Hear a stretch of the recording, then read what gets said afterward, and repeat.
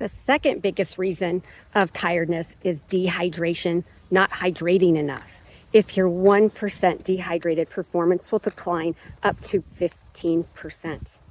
76% of athletes show up to something first thing in the morning, 1% dehydrated, and 66% show up 1% dehydrated the rest of the time.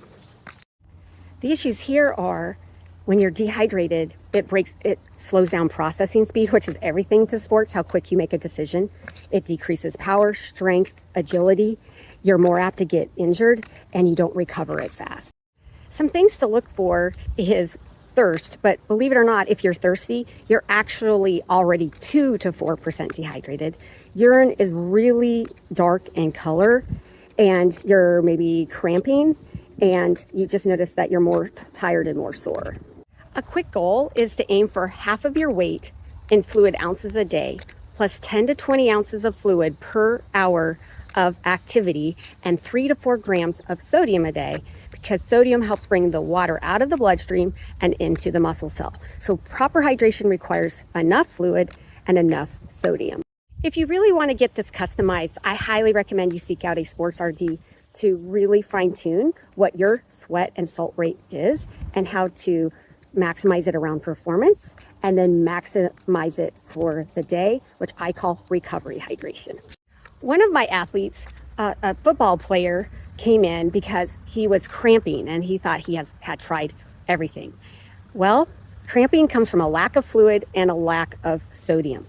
Once we knew what his day looked like, his height, weight, what was happening before and after his training, what was happening just on the daily intake and how much sodium, we customized the plan and he never cramped again. Which, if you are a cramper, you know it is not fun to be cramping up in the third or fourth quarter when they need you the most.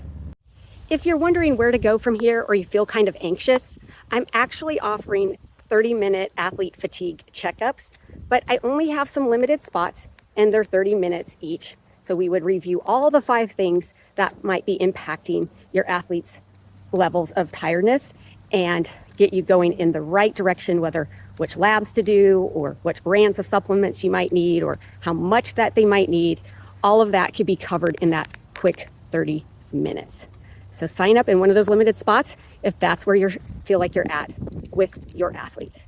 All right, you guys, we have identified the 5 things that could be causing that hidden component. Now you have the knowledge. Now you can start making those fixes